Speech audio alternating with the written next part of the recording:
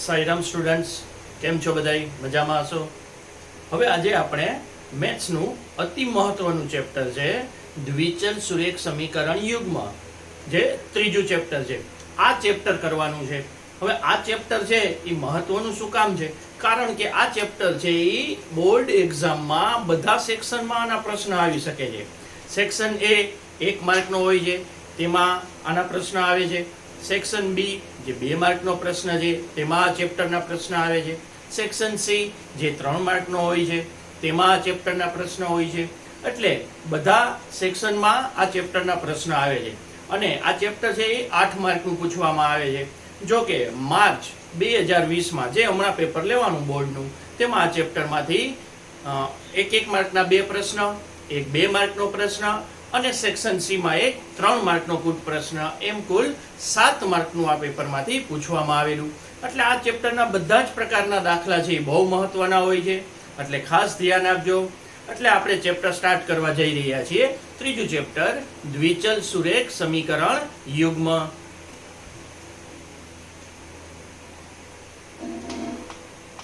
દ્વિચલ સુરેખ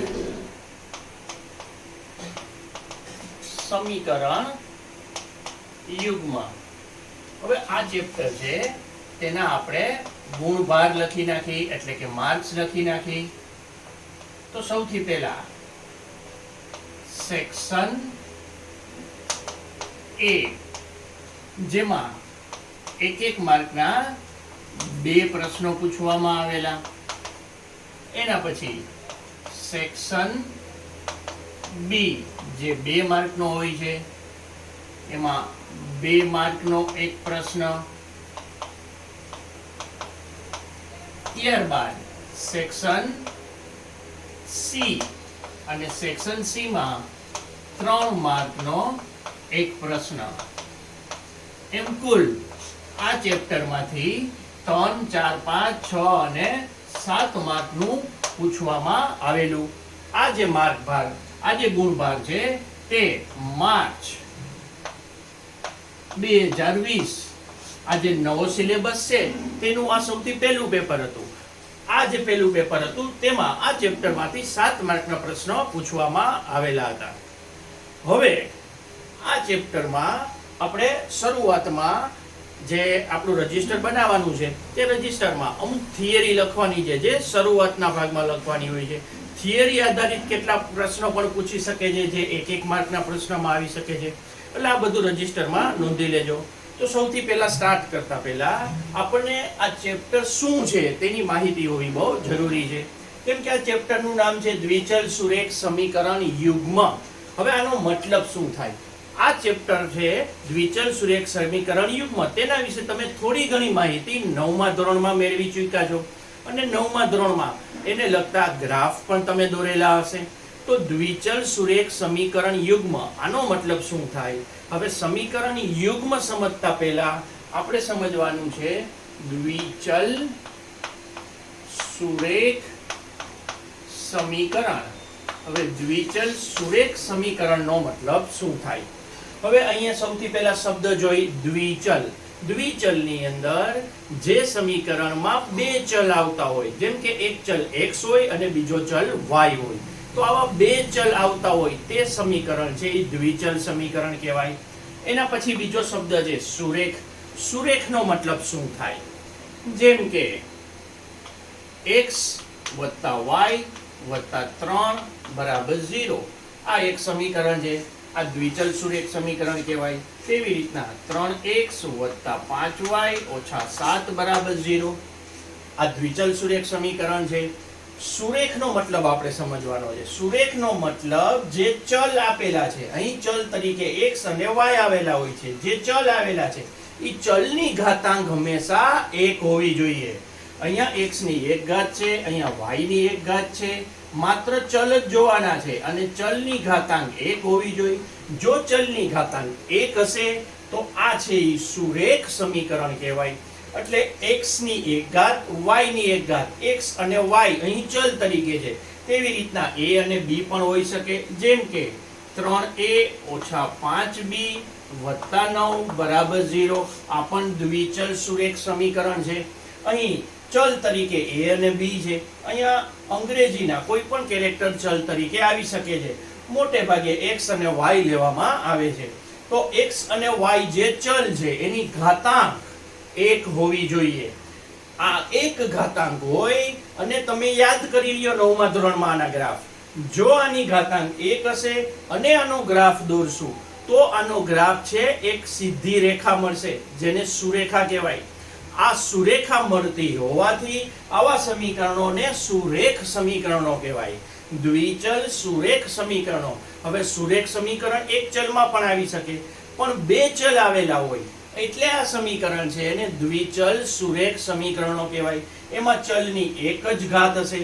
જો 1 માર્કના પ્રશ્નમાં પૂછે કે નીચેનામાંથી કયા સમીકરણો દ્વિચલ સુરેખ સમીકરણ છે જે આપણા સેક્શન એમાં પૂછી શકે છે તો આવા MCQ પ્રકારના પ્રશ્નો હોય તો તેમાંથી તમારે ધ્યાન આપવાનું છે કે કયા સમીકરણો દ્વિચલ સુરેખ સમીકરણ હશે કે જેમાં ચલની ઘાતાંક એટલે કે x અને y ની ઉપર એક જ ઘાત આવેલી હોય. x અને y ની જગ્યાએ બીજા કોઈ પણ ચલ હોય પણ એની ઘાતાંક કેટલી હોવી જોઈએ? એની ઘાતાંક 1 હોવી જોઈએ. જો એક ઘાતાંક હશે તો આને કહેશું આપણે દ્વિચલ સુરેખ સમીકરણો. જેમ કે આ 3 છે એ દ્વિચલ સુરેખ સમીકરણો છે પણ આવી રીતના આપેલું હોય 3x - 5y નો વર્ગ + 9 = 0 તો આ દ્વિચલ સુરેખ સમીકરણ યુગ્મ નથી. તેવી રીતના આમ આપેલું હોય 21x² - y - 3 = 0 તો આ પણ દ્વિચલ સુરેખ સમીકરણ નથી કારણ કે અહીંયા ચલ x ની ઘાતાંક 2 છે અહીંયા ચલ y ની ઘાતાંક 2 છે એટલે આ બંને છે એ દ્વિચલ સુરેખ સમીકરણો નથી. દ્વિચલ સુરેખ સમીકરણ માટે x અને y બંનેની ઘાતાંક કેટલી હોવી જરૂરી છે? બંનેની ઘાતાંક 1 હોવી જરૂરી છે. અને 9મા ધોરણમાં આવા ગ્રાફ આપણે કરેલા છે કે x અને y ની જ્યારે એક ઘાતાંક આવશે અને એનો ગ્રાફ દોરવામાં આવે તો આ ગ્રાફ છે એ આપણને એક રેખા એટલે કે સુરેખા મળે છે. સુરેખા મળતી હોવાથી આવા સમીકરણોને સુરેખ સમીકરણો કહેવાય છે. તો સૌથી પહેલા આ માહિતી અગત્યની છે જે આપણે લખી લઈએ. સૌથી પહેલા અગત્યનો પોઈન્ટ છે કે દ્વિચલ સુરેખ સમીકરણ હોય કેવું, તેનું સ્વરૂપ કેવું હોય, તેને કેવી રીતના લખી શકાય. તો આ થિયરીનો પોઈન્ટ છે જે 1 માર્કના પ્રશ્નમાં પૂછી શકે છે. તો સૌથી પહેલા એ જોઈ લઈએ. દ્વિચલ સુરેખ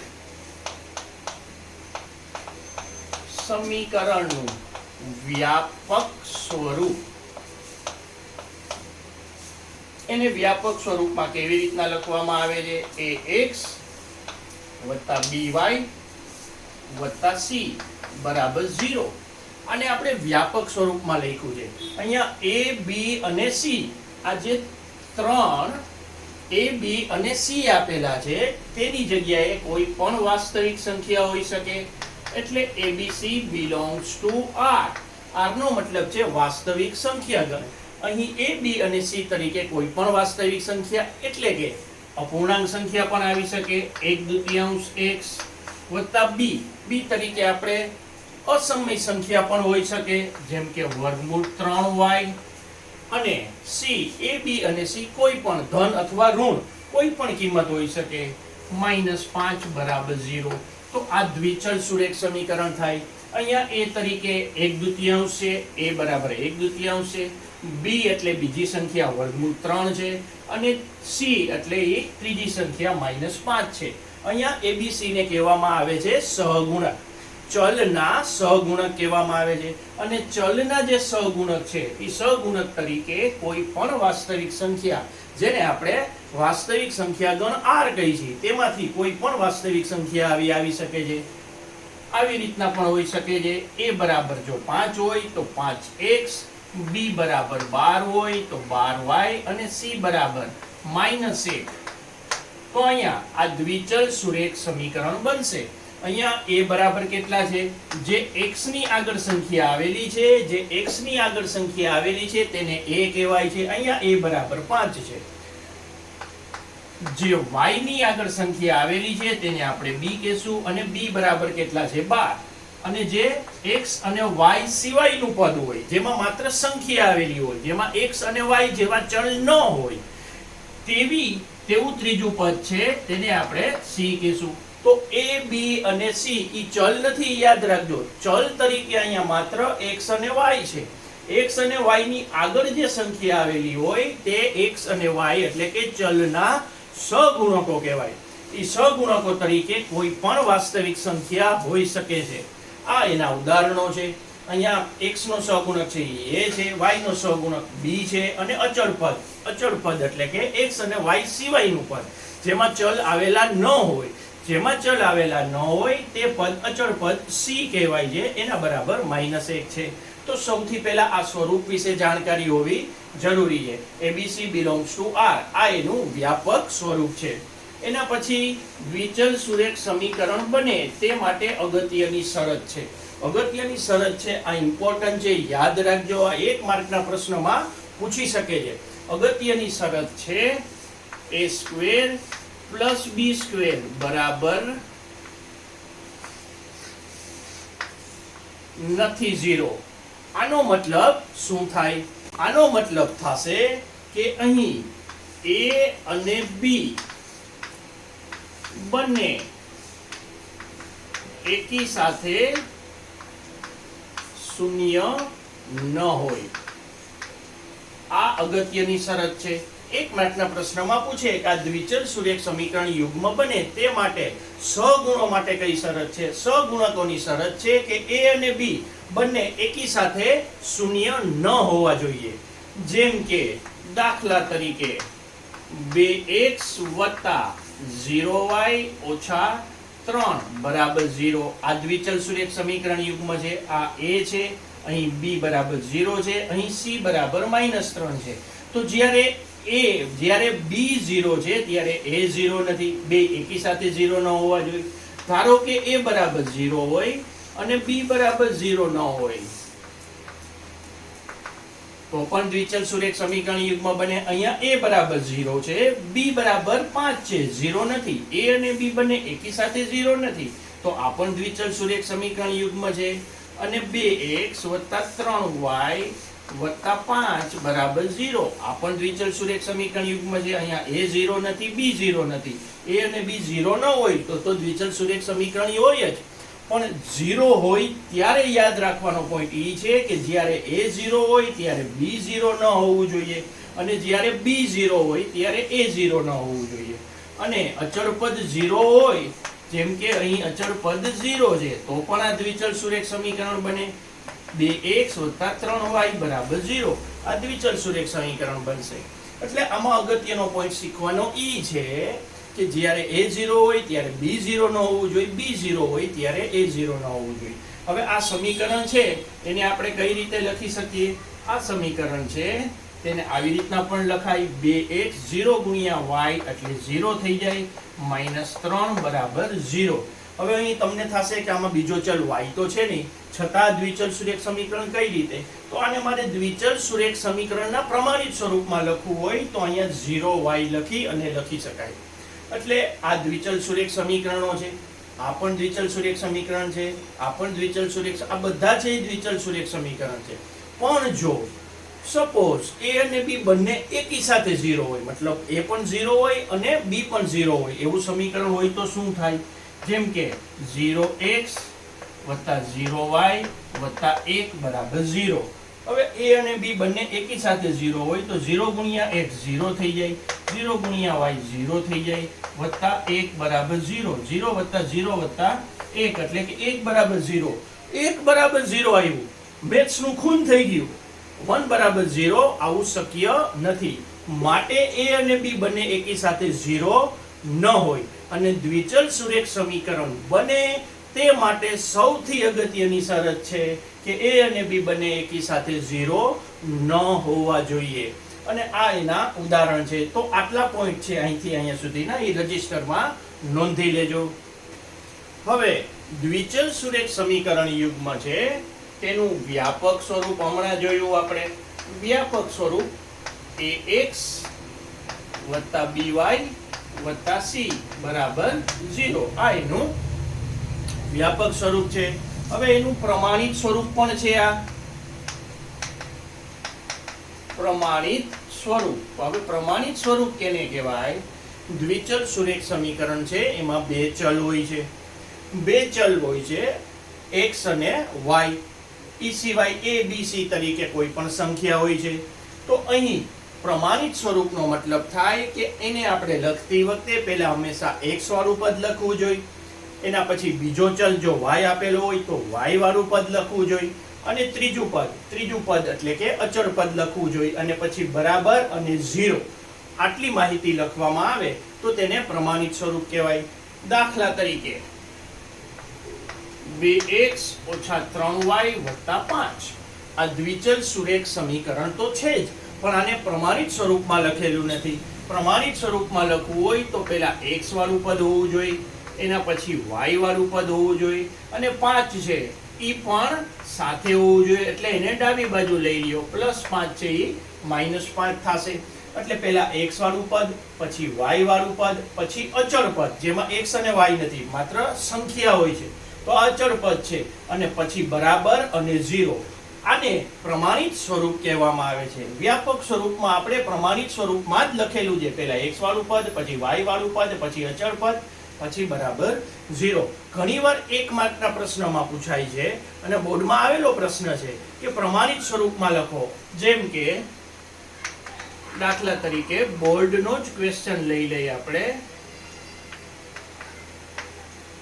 બોર્ડનો એક પ્રશ્ન હતો x/2 + y/3 = 1.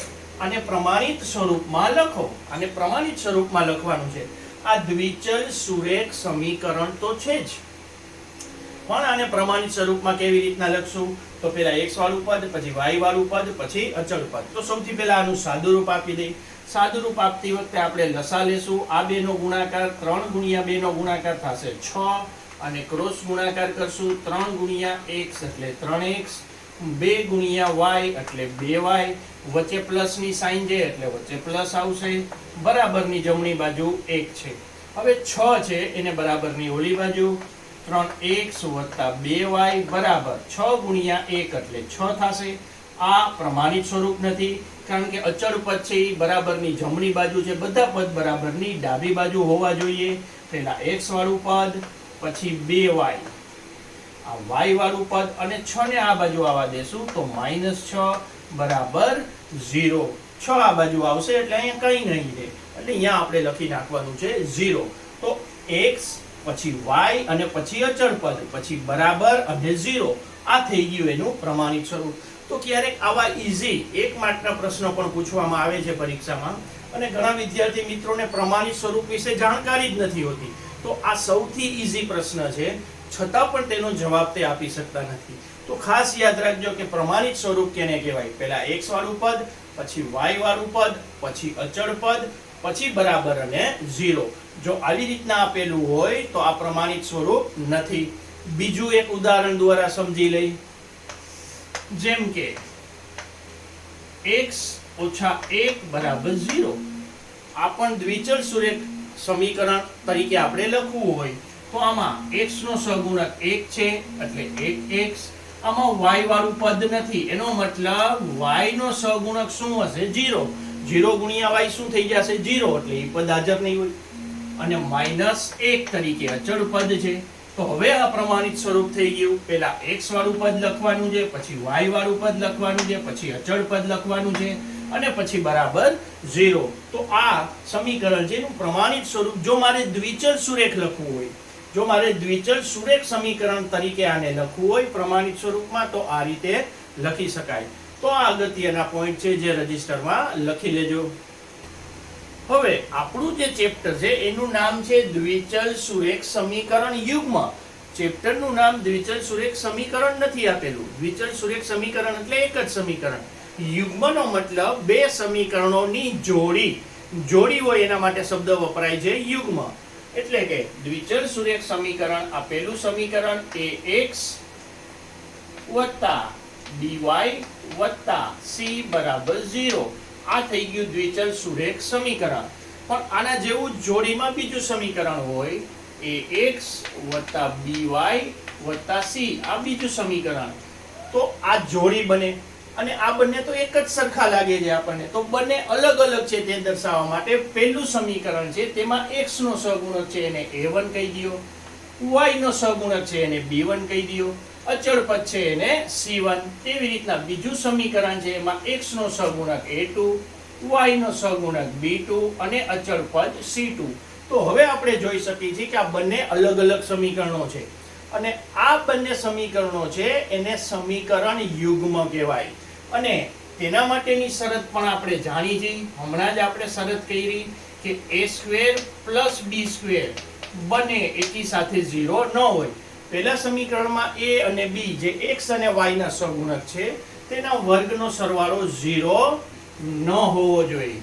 બીજું સમીકરણ a² + b² બરાબર નથી 0. આનો મીનિંગ શું થાય તે આપણે હમણાં જોયો. આનો મતલબ થાય કે a અને b બંને એકી સાથે શૂન્ય ન હોવા જોઈએ. આનો મીનિંગ એ થાય. એટલે આ સમીકરણ યુગ્મ છે.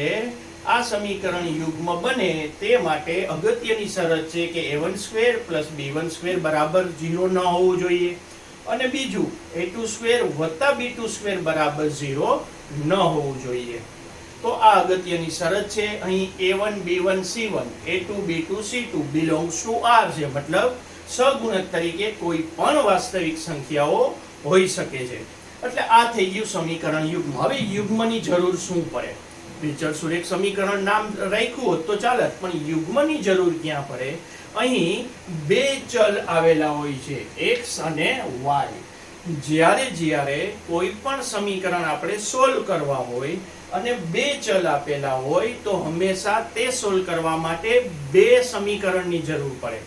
બે ચલ હોવાથી અહીંયા બે સમીકરણ આપશે અને બે સમીકરણોની મદદથી આપણે x અને y ની કિંમત શોધી શકીશું. x અને y ની કિંમત મળવી તેના માટે બે સમીકરણ હોવા જરૂરી છે. તેથી અહીંયા હંમેશા સમીકરણ યુગ્મ આપશે અને સમીકરણ યુગ્મ પરથી તે સમીકરણો સોલ્વ કરવાના હોય છે. સોલ્વ કરવાના હોય છે એનો મતલબ x અને y ની કિંમત મેળવવાની હોય છે. x અને y ની કિંમત મેળવવી તેને કહેવાય સમીકરણનો ઉકેલ. તો આ ઉકેલ મેળવવા માટે x અને y ની કિંમત શોધવા માટે હંમેશા આપણને બે સમીકરણો આપશે.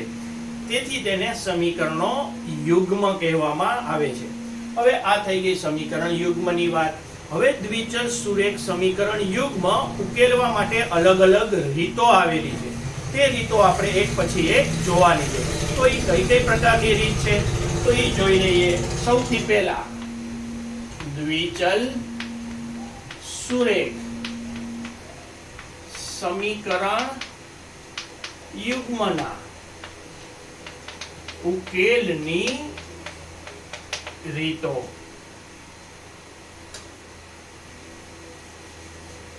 તો સૌથી પહેલી રીત છે એ રીત છે આદેશની રીત. બીજી રીત છે તેને કહેવાય લોપની રીત. ત્રીજી રીત છે તેને કહેશું ચોકડી ગુણાકારની રીત અથવા ક્રેમરની રીત. અને ચોથી રીત છે તે છે આલેખની રીત. આ ચોથી રીત છે એ આલેખ દોરી અને મેળવવામાં આવે છે. તેનો ઉકેલ આલેખની મદદથી મેળવાય છે. બાકીની ત્રણ છે આ બેઝિક મેથડ છે, મતલબ ગણતરી કરીને એનો ઉકેલ મેળવવો હોય તો તે ત્રણ રીત છે જેને બેઝિક મેથડ કહેવાય. અને આ ત્રણ મેથડ છે તેમાં પહેલી આદેશની રીત છે, બીજી લોપની રીત છે, પછી ચોકડી ગુણાકારની રીત છે અને ચોથી છે આલેખની રીત. તો આ ચાર રીત છે. એના પ્રશ્ન 2 માર્કમાં કે 3 માર્કમાં ઘણીવાર બોર્ડમાં આવેલા પ્રશ્ન છે. તો સૌથી પહેલા અલગ અલગ રીત. પરીક્ષામાં આપણને બે સમીકરણ યુગ્મ એટલે કે દ્વિચલ સુરેખ સમીકરણ યુગ્મ આપવામાં આવશે. બે દ્વિચલ સુરેખ સમીકરણ આપવામાં આવશે અને તેનો ઉકેલ મેળવવાનો હશે. ઉકેલ મેળવવા માટે તમે ગમે એ રીતનો ઉપયોગ કરી શકો છો, પણ જો પેપરમાં મેન્શન હોય કે આદેશની રીતે ઉકેલો તો આપણે આદેશની રીત જ કરવી પડે. લોપની રીતે ઉકેલો તો લોપની રીત જ કરવી પડે. તેવી જ રીતના ચોકડી ગુણાકારની રીતે ઉકેલો તો ચોકડી ગુણાકારની રીતે જ એનો ઉકેલ મેળવવો પડે. તેથી આપણને બધી મેથડ આવડવી જરૂરી છે. હવે એના આપણે દાખલા જોઈ લઈએ. સૌથી પહેલા આપણે આદેશની રીત શીખી લઈએ. આદેશની રીત બરોબર આવડી જાય, તેની પ્રેક્ટિસ થઈ જાય પછી જ આપણે લોપની રીત, ચોકડી ગુણાકારની રીત અને આલેખની રીત તરફ આગળ વધશું. તો સૌથી પહેલા આપણે આદેશની રીત જોઈએ. હવે આપણે શીખવાની છે આદેશની રીત. હવે અહીં મેં સ્વાધ્યાય 3.3 નો પહેલો દાખલો લખેલો છે કે બે દ્વિચલ સુરેખ સમીકરણો આપેલા છે, તેનો ઉકેલ શોધવાનો છે. એટલે કે x અને y ની કિંમત મેળવવાની છે. તો આનો ઉકેલ શોધવા માટે આપણે આદેશની રીતનો ઉપયોગ કરવાના છે. હવે મેં 3.3 થી શું કામ સ્ટાર્ટ કર્યું? હવે મિત્રો એક બાબત ધ્યાનમાં રાખજો કે સૌથી પહેલા આપણે બધી મેથડ જો એકવાર આવડી જાય, એટલે કે આદેશની રીત, લોપની રીત, ચોકડી ગુણાકારની રીત અને આલેખની રીત, પછી આપણે બધા પ્રકારના દાખલા છે, કૂટ પ્રશ્ન છે, તેમાં ગમે તે રીતનો ઉપયોગ કરી શકીએ છીએ. હવે ટેક્સ્ટ બુકમાં આ પ્રમાણે ચેપ્ટર એટલે કે સ્વાધ્યાય આપેલા નથી. સ્વાધ્યાય 3.1, 3.2, 3.3 શરૂઆતમાં આલેખના સ્વાધ્યાય આપેલું છે. તો આપણે સૌથી પહેલા બેઝિક મેથડ શીખી લઈએ, એટલે કે આદેશ, લોપ અને ચોકડી ગુણાકારની રીત. અને પછી તે સ્વાધ્યાયની અંદર કૂટ પ્રશ્નો વચમાં આપેલા છે, તે આપણે છેલ્લે કરશું. એટલે કે પહેલા બધા પ્રકારની રીત આવડી જાય પછી કૂટ પ્રશ્ન સોલ્વ કરશું. અને કૂટ પ્રશ્ન સોલ્વ કરતી વખતે ગમે તે રીતનો ઉપયોગ કરી શકશું. એટલે આ પ્રમાણે સિક્વન્સમાં આપણે દાખલા ગણવાના છે. સૌથી પહેલા આદેશની રીત શીખવાની છે, એની બરોબર પ્રેક્ટિસ થઈ જાય પછી જ આપણે લોપની રીત શીખશું, તેની પ્રોપર પ્રેક્ટિસ થઈ જાય અને પછી આપણે ચોકડી ગુણાકારની રીતનો ઉપયોગ કરશું. તો સૌથી પહેલા આદેશની રીત શીખવાની છે. તો આ એક પ્રશ્ન છે પહેલો, x + y = 14 અને x - y = 4. આવા બે સમીકરણો આપેલા છે. આ બંને દ્વિચલ સુરેખ સમીકરણો છે, એટલે કે દ્વિચલ સુરેખ સમીકરણ યુગ્મ આપેલું છે. તો આમાંથી આપણે x અને y ની કિંમત આદેશની મદદથી શોધવાની છે. તો એના માટે શું કરવું જોઈએ? સૌથી પહેલા x + y = 14. આમાંથી y ને સૂત્રનો કરતા કરો, એટલે કે x ને બરાબરની એક બાજુ રાખો અને બરાબરની ડાબી બાજુ હંમેશા એક જ ચલ હોવો જોઈએ, કાં તો x હોવો જોઈએ અથવા y હોવો જોઈએ. આપણે અહીંયા y ને સૂત્રનો કરતા કર્યો છે, તેવી રીતે આપણે x ને પણ સૂત્રનો કરતા કરી શકીએ છીએ. તો સૌથી પહેલા y ને સૂત્રનો કરતા કરી તો x બરાબરની આ બાજુ આવશે, એટલે y બરાબર થશે 14 - x. આ આપણને y ની કિંમત મળી. આને કહેવાય આદેશ લેવો. y બરાબર જે મળે એને કહેવાય મેથ્સની ભાષામાં આદેશ લીધો. y બરાબર 14 - x લેશું આપણે, એને આદેશ લીધો કહેવાય. હવે 14 - x આપણને y ની જે આ કિંમત છે 14 - x એ સમીકરણ 2 માં મૂકી દેશું. સમીકરણ 2 માં મૂકતા સૌથી પહેલા તો આ બંનેને નંબર આપી દો. આ પહેલું સમીકરણ, આ બીજું સમીકરણ. આપણે પહેલા સમીકરણમાંથી y ને સૂત્રનો કરતા કર્યો હોય તો આ y ની કિંમત પાછી પહેલા જ સમીકરણમાં નથી મૂકવાની. y ની કિંમત પહેલા સમીકરણમાંથી લીધી હોય તો y ની કિંમત આપણે બીજા સમીકરણમાં મૂકવાની છે.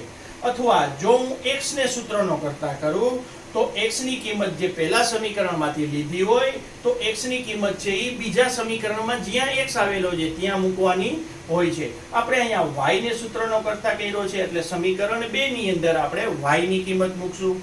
એટલે કે y બરાબર 14 - x, આને કહેવાય આદેશ. આ આદેશ છે એ સમીકરણ 2 માં લેવામાં આવે. એટલે સમીકરણ 2 આવું છે, x - y = 4. આમાં આપણે y ને બદલે હવે કઈ કિંમત મૂકવાની છે? 14 - x. એટલે આ માઈનસની નિશાની અને y ની કિંમત હંમેશા કૌંસમાં મૂકવી. કૌંસમાં એટલે મૂકવાની હોય કારણ કે અહીંયા એકથી વધારે પદ છે. પહેલું પદ છે 14 અને બીજું પદ છે x, એટલે કૌંસમાં મૂકી દેવાની. બાકી સમીકરણને અડવાનું નથી. Do not touch. બાકી ક્યાંય અડવાનું નથી. x અને 4 એમનેમ રાખવાના છે. y ની જગ્યાએ 14 - x. હવે કૌંસ ખોલી નાખો. આપણે જાણીએ છીએ કે કૌંસ ખોલો ત્યારે અહીંયા માઈનસ હોય ત્યારે બંનેની સાઇન ચેન્જ થઈ જશે અને આ માઈનસ છે એ પ્લસ થઈ જશે, બરાબર 4. હવે x + x આ સજાતીય પદ કહેવાય, x વાળા પદ કહેવાય, એનો સરવાળો થાય. x + x 2x થશે, -14 બરાબર 4. હવે x ને ધીમે ધીમે સૂત્રનો કરતા કરતો જવાનો છે તો -14 ઓલી બાજુ જશે એટલે +14 થશે. એટલે 2x બરાબર આપણને 14 ને 4 મળશે 18. હવે મારે x ને સૂત્રનો કરતા કરવાનો હોય તો x ને સૂત્રનો કરતા કરું તો x ની સાથે ગુણાકારમાં 2 છે, કાંઈ નિશાની ન હોય તો ગુણાકાર કહેવાય. તો ગુણાકારમાં 2 હોય, બરાબરની આ બાજુ જશે તો ભાગાકારમાં આવશે. એટલે 18/2 એનો મતલબ મને x ની કિંમત મળશે 9. તો એક ચલ આપણે ઉકેલી લીધો, મતલબ x ની કિંમત મળી ગઈ. હજી આપણે y ની કિંમત શોધવાની છે. y ની કિંમત શોધવી હોય તો આપણને જે સમીકરણ યુગ્મ આપેલા છે તેમાંથી ગમે એમાં x ની કિંમત મૂકી અને y ની કિંમત મળી શકે છે. પણ આપણે જે y ને સૂત્રનો કરતા કર્યો છે એને 3 નંબર કહી દો અને સીધું આમાં કિંમત મૂકવાથી આપણને ડાયરેક્ટ y ની કિંમત મળશે. એટલે x બરાબર 9 સમીકરણ 3 માં મૂકતા અહીંયા આપણે x ની જગ્યાએ 9 મૂકી દેશું. એટલે y બરાબર 14 - 9 માટે y બરાબર 14 માંથી 9 જશે તો 5 આવશે. આમ આપણને x અને y ની કિંમત મળી ગઈ. આ એનો ઉકેલ મળ્યો છે. હવે એનો જવાબ લખવો જરૂરી છે. એ કઈ રીતે લખવો? સમીકરણ યુગ્મનો ઉકેલ પેલા હંમેશા x લખવાનું, x બરાબર 9 અને y બરાબર 5. એક રીત જવાબ લખવાની આ છે. બીજી રીત, સમીકરણ યુગ્મનો ઉકેલ કૌંસની અંદર પેલા x લખવાનું, પછી y લખવાનું, વચ્ચે કોમા કરવાનું છે. સામેની સાઈડ બરાબર, અહીંયા વચ્ચે બરાબર કરવાનું. સામેની સાઈડ પેલા x છે તો પેલા x ની કિંમત લખવાની 9, પછી કોમા કરી, પછી y છે તો y ની કિંમત લખવાની 5. આ બીજી રીત છે લખવાની કે સમીકરણ યુગ્મનો ઉકેલ અને આવી રીતના કૌંસમાં લખો. અને ત્રીજી રીત છે કે જો તમને પૂછે કે સમીકરણ યુગ્મનો ઉકેલ ગણ લખો તો આને ગણમાં લખવું પડે. જો યાદ રાખજો, ઉકેલ ગણ પૂછે તો ઉકેલ ગણમાં જ જવાબ લખવો પડે. તો જે આપણે જે આ ઉકેલ લખ્યો છે તેને છગડીયા કૌંસમાં લખી નાખો, કારણ કે ગણને હંમેશા છગડીયા કૌંસમાં દર્શાવવામાં આવે. અને કૌંસ કરી x, y. જો છગડીયા કૌંસ પછી અંદર નાનો કૌંસ હોવો જરૂરી છે. જે ઉપર જે આપણે ઉકેલ લખ્યો છે તેને છગડીયા કૌંસમાં માત્ર લખવાનો છે. અને સામેની સાઈડ છગડીયા કૌંસમાં 9,5 અને છગડીયો કૌંસ. તો આ છગડીયા કૌંસમાં ઉકેલ લખશો તો સમીકરણ યુગ્મનો ઉકેલ ગણ કહેવાશે. આ રીતના પણ જવાબ લખી શકો અને નોર્મલ આ રીતે પણ જવાબ લખી શકો. પણ તમને ઉકેલ ગણ કીધો હોય તો આવી જ રીતના લખવો જરૂરી છે. તો આ સૌથી પહેલો પ્રશ્ન આપણે ઉકેલ મેળવ્યો. પહેલા પ્રશ્નમાં 2 સમીકરણો આપેલા હતા. એમાંથી પહેલા સમીકરણમાં y ને સૂત્રનો કરતા કર્યો છે. y ને બદલે x ને પણ સૂત્રનો કરતા કરી શકી. પહેલા સમીકરણમાંથી જે કિંમત મેળવી છે તે કિંમત આપણે બીજા સમીકરણમાં મૂકશું એટલે આપણને x અથવા y ની કિંમત મળી જશે. હવે આપણે એના પછીનો દાખલો જોઈ લઈએ. પ્રશ્ન નંબર 2, s - t બરાબર 3 તથા s ના છેદમાં 3 વત્તા t ના છેદમાં 2 બરાબર 6. અહીં 2 સમીકરણ આપેલા છે, એટલે કે સમીકરણ યુગ્મ આપેલું છે. તેમાં ચલ તરીકે x અને y નથી પણ s અને t આપેલા છે. આ પહેલું સમીકરણ જે સરળ સ્વરૂપમાં છે. બીજું સમીકરણ અપૂર્ણાંકમાં છે, તેને આપણે સરળ સ્વરૂપમાં સૌથી પહેલા ફેરવી નાખીએ. તો સૌથી પહેલા જવાબમાં s - t બરાબર 3 આ છે એ સરળ જ છે એટલે આને સમીકરણ નંબર 1 આપી દઈ. હવે બીજું સમીકરણ છે s ના છેદમાં 3 વત્તા t ના છેદમાં 2 બરાબર 6. આ આપણું બીજું સમીકરણ છે. આને સાદું રૂપ આપી દઈએ એટલે કે લસા લઈ સરળ સ્વરૂપમાં ફેરવી નાખવાનું છે. 3 × 2 આ 2 નો ગુણાકાર લસામાં આવશે. 3 × 6 અને ક્રોસ ગુણાકાર 2 × s એટલે 2s. 3 × t એટલે 3t. વચ્ચે પ્લસ છે એટલે પ્લસ આવશે. બરાબર જમણી બાજુ 6 છે એટલે જમણી બાજુ 6. હવે 2s વત્તા 3t બરાબર, હવે 6 બરાબર નહીં, આ બાજુ આવશે ભાગાકારમાંથી ગુણાકારમાં. 6 × 6 ગુણાકાર કરશો એટલે કેટલા આવશે? 36. હવે આ અપૂર્ણાંક સ્વરૂપમાં છે નહીં, આપણે સરળ સ્વરૂપમાં ફેરવી નાખવાનું એટલે આપણને 2 સમીકરણ સરળ સ્વરૂપમાં મળશે. આપણે રીત કરવાની છે આદેશની રીત. s અને t નો ઉકેલ મેળવવા માટે આદેશની રીતનો ઉપયોગ કરવાનો છે.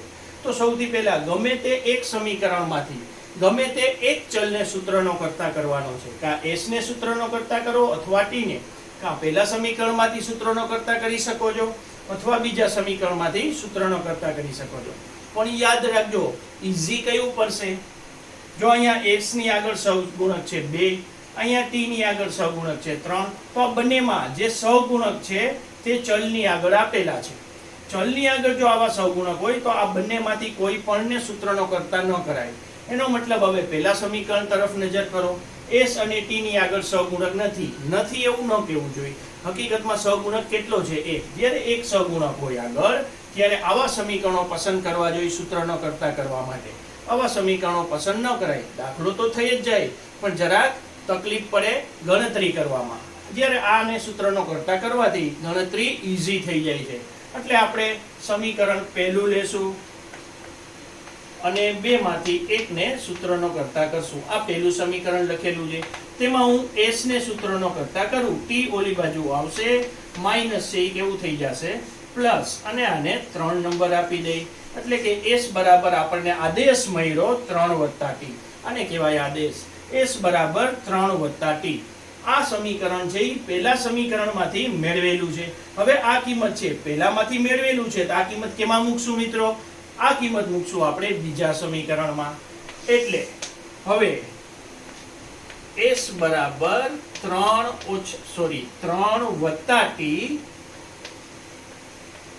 સમીકરણ 2 માં મૂકતા આપણે બીજા સમીકરણમાં આ કિંમત મૂકી દેવાની છે. આ જે આપણે s સૂત્રનો કરતા કર્યો છે એની કિંમત આપણે t માં જે મળેલી છે તે બીજા સમીકરણમાં મૂકવાની છે. હવે બીજું સમીકરણ છે તેમાં જ્યાં s છે ઈ s ની જગ્યાએ આપણે કઈ કિંમત મૂકશું? 3 + t. હવે અહીંયા s નહીં લખી, s ને બદલે લખશું 3 + t, પણ કૌંસમાં મૂકવાની છે. એટલે સૌથી પહેલા 2 પછી કૌંસમાં, અહીંયા 2 પછી s આપેલો છે પણ હવે આપણે s નથી લખવાનો, s ની જગ્યાએ લખવાનું છે 3 + t. એના પછી બાકીનું સમીકરણ એમને એમ જ લખવાનું છે. આગળ શું આપેલું છે? તો કે +3t બરાબર શું આપેલું છે? બરાબર 36. હવે આનું સાદુરૂપ આપી દઈ, કૌંસ ખોલી નાખી તો 2 છે, અંદર 2 પદ આપેલા છે, બંને સાથે ગુણાકાર કરો. 3 × 2 = 6, 2 × t એટલે 2t + 3t બરાબર 36. માટે હવે આ બંનેનો સરવાળો 3 ને 2 કેટલા થશે? 5t બરાબર 36 - 6. 6 ઓલી બાજુ જશે એટલે માઈનસ થશે. એટલે 5t બરાબર 36 માંથી 6 જાય તો 30 આવે. હવે t ને સૂત્રનો કરતા કરી તો 5 આવી જશે છેદમાં. હવે ભાગાકાર કરી નાખીએ તો 6 × 5 = 30 થાય. એનો મતલબ t ની કિંમત આપણને મળી 6. આ t ની કિંમત મળી. આ t ની કિંમત પહેલા સમીકરણમાં મૂકો તો પણ જવાબ આવી શકે, બીજામાં મૂકો તો પણ s નો ઉકેલ મળી શકે, અને ત્રીજામાં મૂકો તો પણ મળે. ઈઝી કેમાં મળશે? તો કે ઈઝી પડશે આપણે સમીકરણ 3 માં t ની કિંમત મૂકી દઈએ. હવે t બરાબર 6 સમીકરણ 3 માં મૂકતા અહીંયા s બરાબર 3 + અહીંયા આપણે 3 + t છે. t ની કિંમત કઈ મૂકવાની છે? 6. અને t બરાબર આવશે 6. 6 ને 3 કેટલા મળ્યા? 9. આ સમીકરણ યુગ્મનો ઉકેલ x, y બરાબર અહીંયા x અને y નહીં પણ કયા આપેલા છે આપણને ચલ s અને t. તો સૌથી પહેલા s લખશું 9 અને પછી લખશું t 6. s અને t લખેલા છે એટલે પહેલા s ની કિંમત લખવાની અને પછી t ની કિંમત મૂકવાની. તો આ રીતે આપણે આદેશની રીત છે એ કરવાની હોય છે અને આ પ્રમાણમાં એટલી અઘરી હોતી નથી. જો પરીક્ષામાં ચોખવટ કરેલી હોય, 2 સમીકરણો આપેલા હોય અને ચોખવટ કરેલી હોય કે આદેશની રીતે ઉકેલો તો આપણે કમ્પલસરી આ જ મેથડ કરવાની હોય છે. હવે એના પછીનો પ્રશ્ન જોઈ લઈએ. હવે એના પછીનો પ્રશ્ન છે 0.2x + 0.3y બરાબર 1.3 અને 0.4x + 0.5y બરાબર 2.3. આ સમીકરણ યુગ્મ આપેલું છે. હવે સૌથી પહેલા આ પોઈન્ટ વાળા છે, દશાંશ વાળા છે, અપૂર્ણાંક છે તો આને પહેલા સરળ સ્વરૂપમાં ફેરવવું પડશે. આપણે જાણીએ છીએ કે 0.2, 0.3, 1.3 આ બધી સંખ્યાઓ છે. આનો મતલબ છે 2/10, કારણ કે પોઈન્ટ પછી એક આંકડો હોય તો છેદમાં એક મીંડું એટલે કે 10 આવે. આમાં પણ 3/10 આવે, આમાં 13/10 આવે. હવે આ 3 છે સંખ્યા, તેમાંથી મારે 10 છેદમાંથી ઉડાડી દેવા હોય તો આને હું 10 વડે ગુણી નાખું તો આ ઉડી જશે, આને 10 વડે ગુણું તો આ ઉડી જશે, આને 10 વડે ગુણું તો આ ઉડી જશે, એટલે સરળ સંખ્યા બની જાય. તેના માટે મારે 10 વડે ગુણવું જોઈએ. તો આ બંને સમીકરણોને આપણે 10 વડે ગુણી નાખશું એટલે સરળ સમીકરણ મળશે. તો સૌથી પહેલા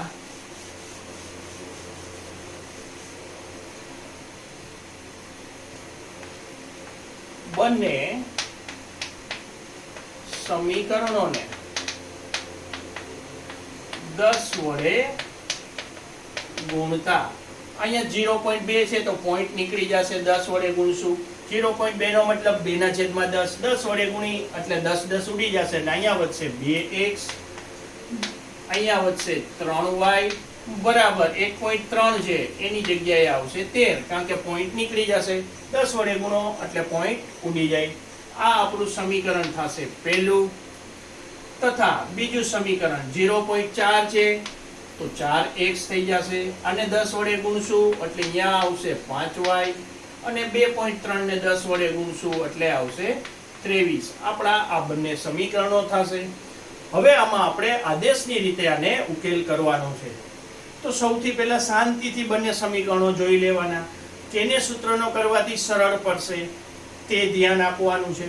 તો સૌથી પહેલા આ બંને સમીકરણોમાં x અને y ની આગળ કંઈક ને કંઈક સહગુણક આવેલો છે, એટલે સહગુણક તો આવશે જ આગળ. હવે આમાં x ની આગળ 2 છે, અહીંયા y ની આગળ 3 છે, અહીંયા x ની આગળ 4 છે, અહીંયા y ની આગળ 5 છે.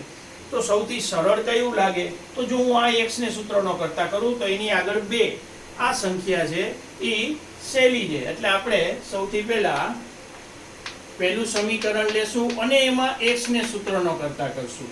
હવે આમાં મારે x ને સૂત્રનો કરતા કરવો હોય તો 3y બરાબરની આ બાજુ આવશે એટલે 13 - 3y, માટે x બરાબર 13 - 3y ના છેદમાં આ 2 બરાબરની આ બાજુ આવશે, આ આવી જશે છેદમાં. x ની મને આવી કિંમત મળશે, આવો આદેશ મળશે.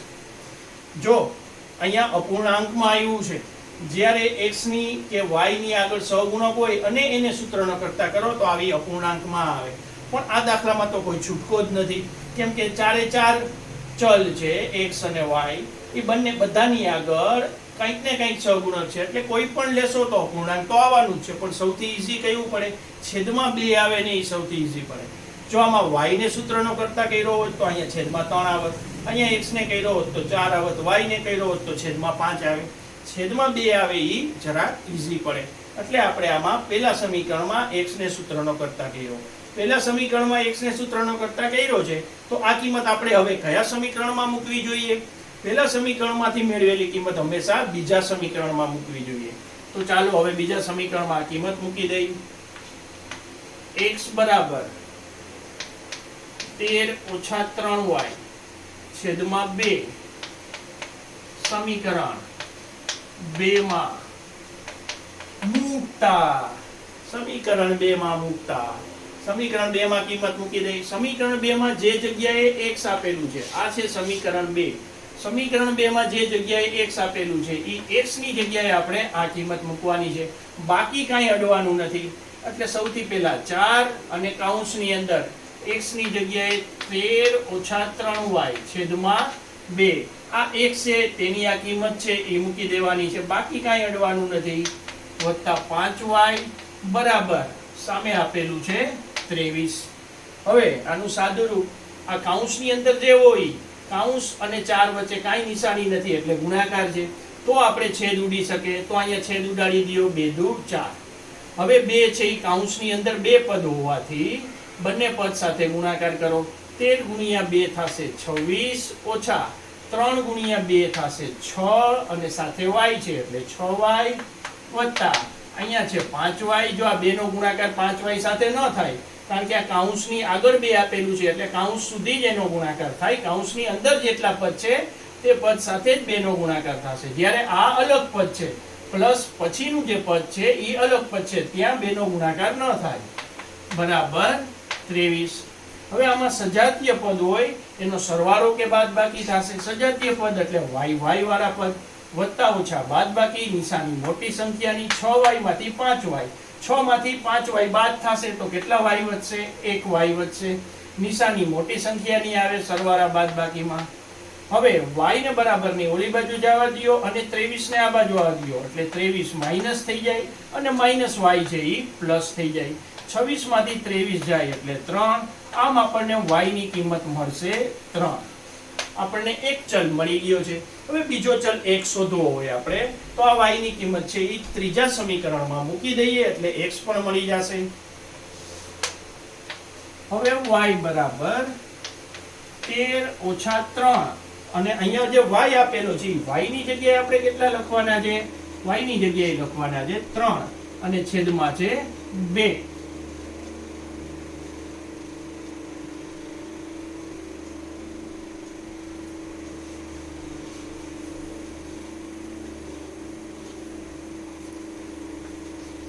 y બરાબર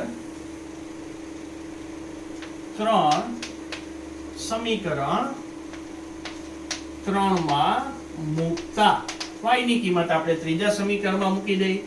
x બરાબર 13 ઓછા 3 અને y ની જગ્યાએ આપણે કેટલા મૂકવાના છે?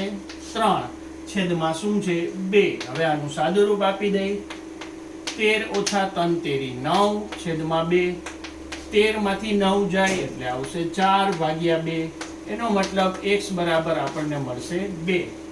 માટે સમીકરણ યુગ્મનો ઉકેલ x, y બરાબર x ની કિંમત છે 2, y ની કિંમત છે 3.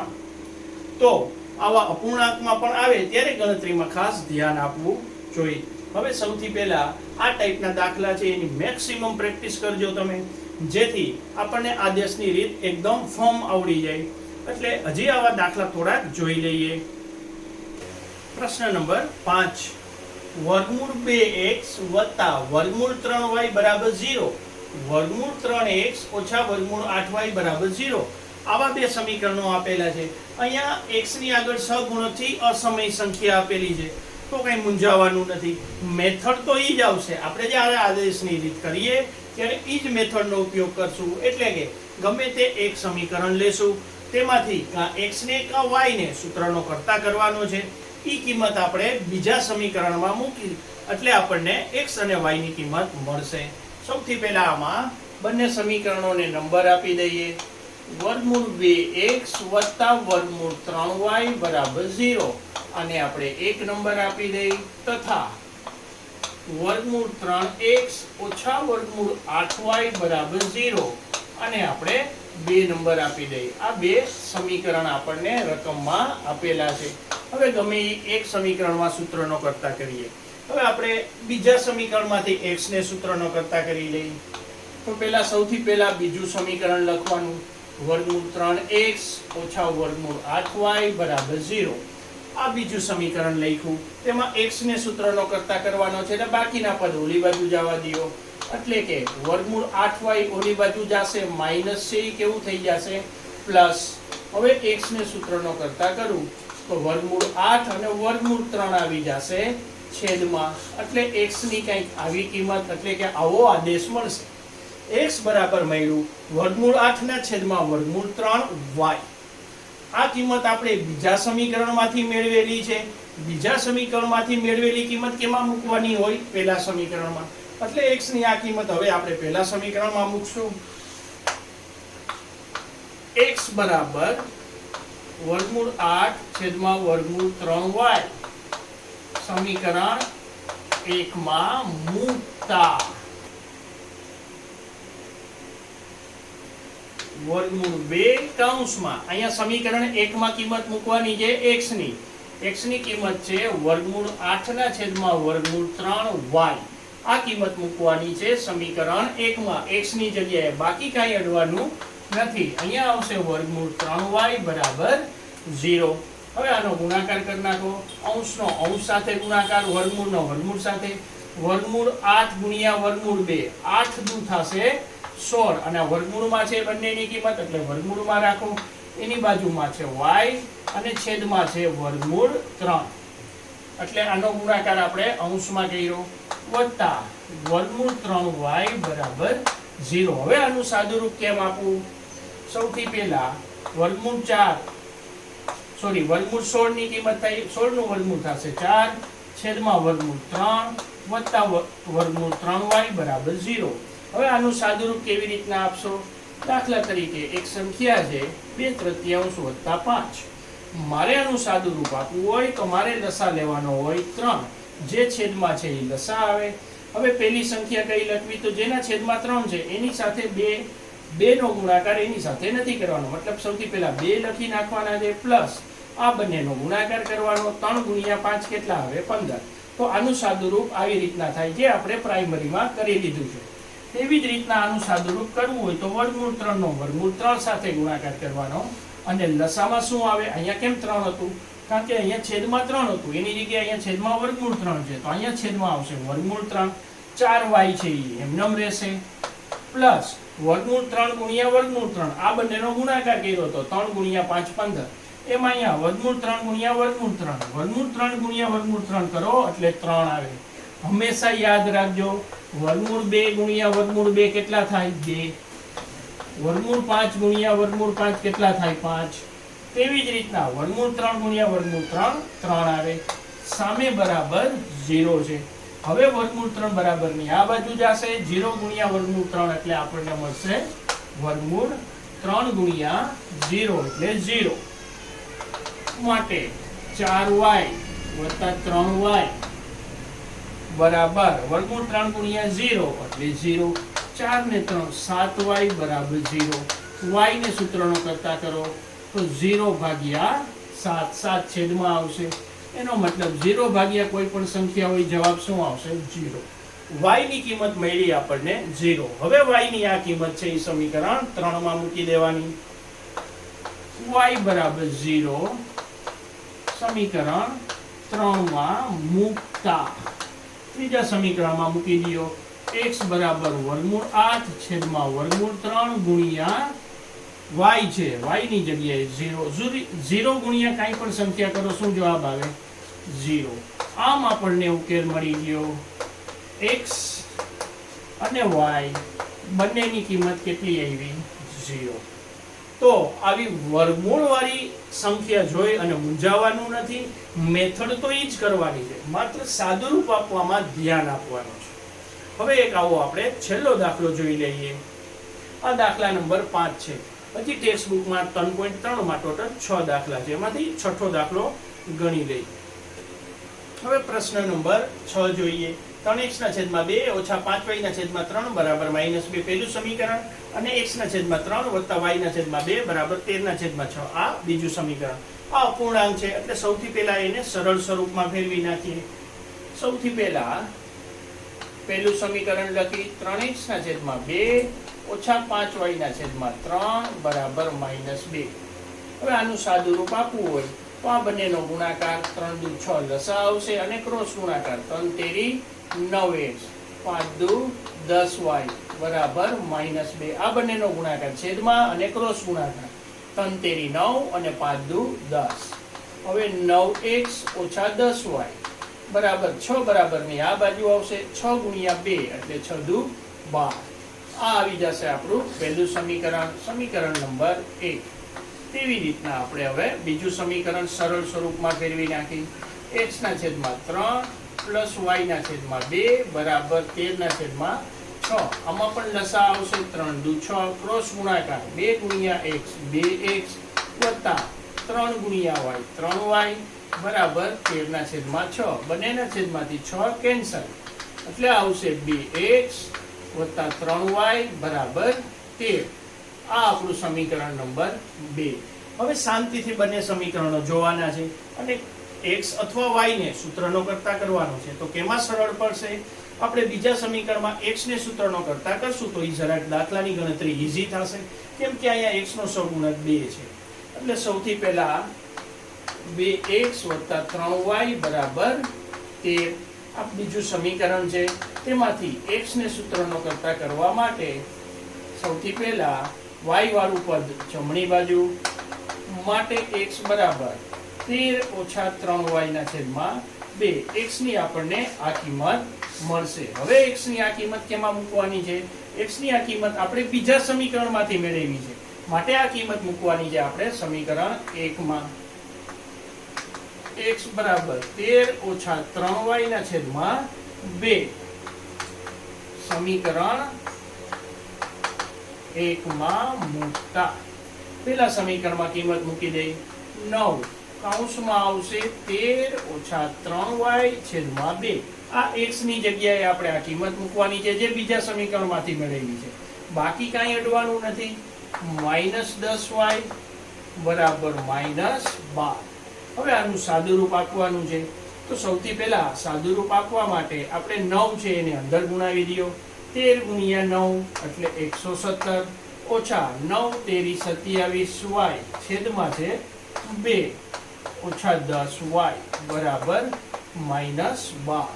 હવે ટોટલ 3 પદ છે, એક આ બીજું અને ત્રીજું. હજી આનું સાદુરૂપ આપવું હોય તો સૌથી પહેલા 2 છે એ આપણે લસા લેશું અને એની સાથે જે અંશમાં છે એને એમને એમ એ જ સ્વરૂપમાં લખી નાખવાનું છે. અને આ 2 નો ગુણાકાર થશે 10 સાથે એટલે 10 દુ આવશે 20 અને બરાબરની ઓલી બાજુ છે -12. હવે આ 2 બધા પદના છેદમાં છે એને બરાબરની આ બાજુ જવા દો એટલે 12 સાથે એનો ગુણાકાર થશે. એટલે અહીંયા આવશે 117 ઓછા 27y ઓછા 20y બરાબર 12 × 2 12 દુ 24. હવે સજાતીય પદોનો સરવાળો, ઓછે ઓછે સરવાળો, બંને y વાળા પદ છે એટલે 47y બરાબર -24. -24 બરાબરની આ બાજુ આવશે એટલે +24 થશે. 47y જમણી બાજુ જશે એટલે પ્લસ થશે. 7 ને 4 11, 11 ને 2 13 ને 1 14 બરાબર 47y. 141 ભાગ્યા 47, આ 47 આવશે છેદમાં. હવે આ બંનેનો ભાગાકાર કરો. ભાગાકાર કરશો તો 47 તેરી 7 તેરી 21, 4 તેરી 12 ને 2 14, 141. એનો મતલબ કે છેદ ઉઠશે y બરાબર 3. આ આપણને y ની કિંમત મળી. હવે x ની કિંમત શોધવા માટે y બરાબર 3 સમીકરણ 3 માં મૂકતા ત્રીજા સમીકરણમાં આપણે મૂકી દઈ તો x બરાબર 13 - 3. y ની જગ્યાએ આપણે કઈ કિંમત મૂકવાની છે? 3 છેદમાં આવશે 2 બરાબર 13 - 3 તેરી 9 ના છેદમાં 2 4 ના છેદમાં 2. એનો મતલબ x બરાબર 4 ભાગ્યા 2 કેટલા મળશે? 2. આપણો ઉકેલ મળશે x, y બરાબર 2 અને y ની કિંમત 3. તો આજે જે આપણે દાખલા ગણ્યા છે તે આદેશની રીતના કર્યા છે. તમારી પાસે અન્ય રેફરન્સ બુક હોય, પ્રેક્ટિસ બુક હોય, તેમાંથી આજે હોમવર્કમાં તમારે આદેશની રીતના દાખલા ગણવાના છે. એમાં જે મેથડ આપી હોય આપણે 2 સમીકરણ યુગમાં લઈ લેવાના અને આદેશની રીતે ઉકેલ મેળવવાનો છે. આ રીતની પ્રેક્ટિસ કરવાની છે. હવે થોડુંક હોમવર્ક લખી લ્યો. હવે આદેશની રીતના અમુક દાખલા છે એ તમને હોમવર્કમાં આપેલા છે. અહીંયા 10 દાખલા આપેલા છે અને દરેક દાખલાની સામે જવાબ પણ લખેલા છે. કૌંસની અંદર જે પહેલી સંખ્યા હોય એ હંમેશા x હોય છે અને બીજી સંખ્યા જે આપી છે કૌંસમાં એ y ની કિંમત દર્શાવે છે. તો જવાબ છે એ પણ અહીં મેં લખી જ નાખ્યા છે, જેથી તમને સોલ્વ કર્યા પછી ખ્યાલ આવે કે આપણો દાખલો સાચો છે કે નહીં. આ પ્રશ્ન સોલ્વ કરવામાં કંઈ મુશ્કેલી જણાય તો મને મેસેજ કરી શકો છો. હવે આના પછીના નેક્સ્ટ વિડીયોમાં આપણે નવી રીત શીખશું. તો ત્યાં સુધી આ હોમવર્ક ના દાખલા ગણી લેજો. આ બધા દાખલા રજિસ્ટરમાં જ ગણવાના છે અને રજિસ્ટરમાં અહીંયા જેટલા દાખલા ગણાવવામાં આવે અને હોમવર્ક આપવામાં આવે બધા જ એક મેથ્સના રજિસ્ટરમાં તમારે લખવાના રહેશે. હવે નેક્સ્ટ વિડીયોમાં આપણે નવો ટોપિકની ચર્ચા કરશું. ત્યાં સુધી તમે આ ટાઈપના બીજા પ્રશ્નોની પણ પ્રેક્ટિસ કરતા રહેજો. Thank you.